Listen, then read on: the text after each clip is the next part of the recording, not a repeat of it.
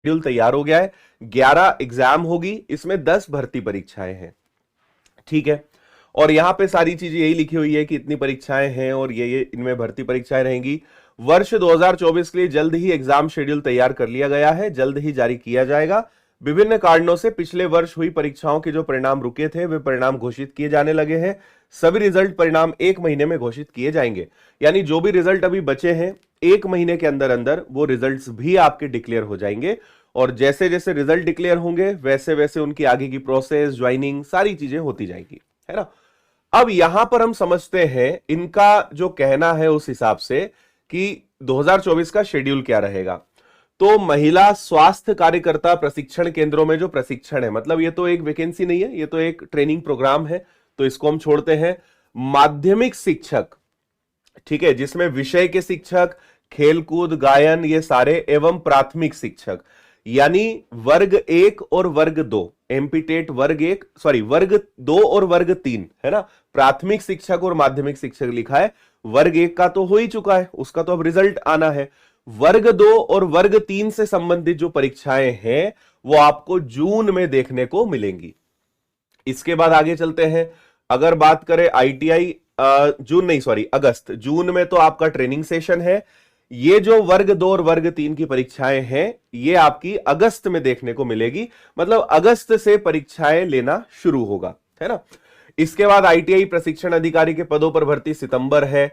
महिला पर्यवेक्षक, जिसका सभी बहुत इंतजार कर रहे थे और पिछले वर्ष इसकी काफी उम्मीद थी कि वैकेंसी आएगी, लेकिन पिछले साल नहीं आई। यहां पे अब इन्होंने लिख दिया है कि महिला पर्यवेक्षक भर्ती 2024 सितंबर में आयोजित होने वाली है।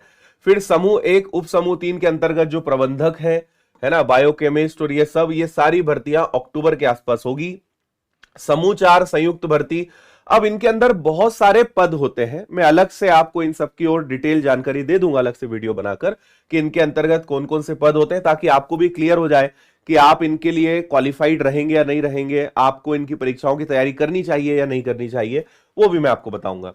फिर वर्ग 3 उपयंत्री जो है, समूह 2 उस समूह 3 के अंतर्गत संयुक्त भर्ती परीक्षा दिसंबर, समूह 2 समूह 4 संयुक्त भर्ती ये भी दिसंबर, सहायक उप निरीक्षक तकनीकी और प्रधान आरक्षक सारा दिसंबर।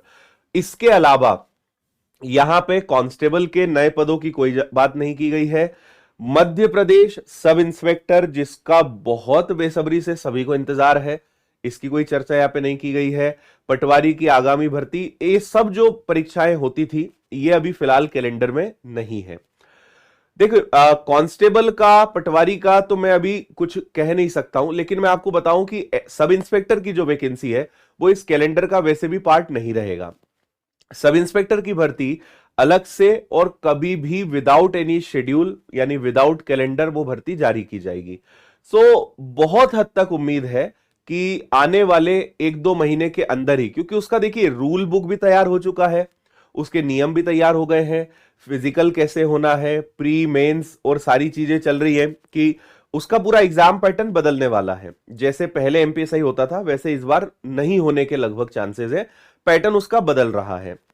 पर सब्जेक्ट्स में कोई चेंज नहीं आएगा। आप सोचे कि विषय भी कुछ नए हो जाएंगे, तो ऐसा कुछ नहीं रहेगा, पढ़ना वही सब है, लेकिन उसमें 2 एग्जाम्स होने की उम्मीद है कि पहले प्री होगा फिर मेंस होगा, वो चल रहा है और ये इंटरनली प्रिपेयर भी हो चुका है। जैसे ही ऑफिशियली कुछ आएगा मैं सबसे पहले आपको बताऊंगा।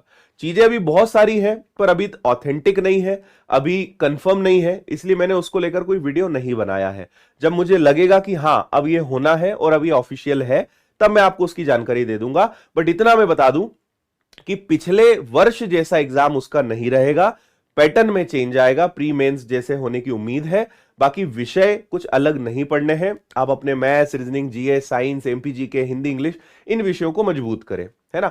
बाकी अगर कुछ बदलाव होता है, कुछ नया विषय जुड़ता है, किसी का रोल कम होता है, ज्यादा होता है, हम आपके साथ हैं, चिंता नहीं करना है। लेकिन आने वाले कुछ महीनों के अंदर ही मुझे ऐसा लगता है कि शायद एमपीएसआई के बारे में हमें कोई अपडेट मिल जाए, कोई जानकारी मिल जाए या वैकेंसी ही आ जाए, और वो इस कैलेंडर का पार्ट नहीं रहेगा, ये वो अलग से ही वैकेंसी निकाली जाएगी। ठीक है, तो एक चीज तो ये हो गई भाई।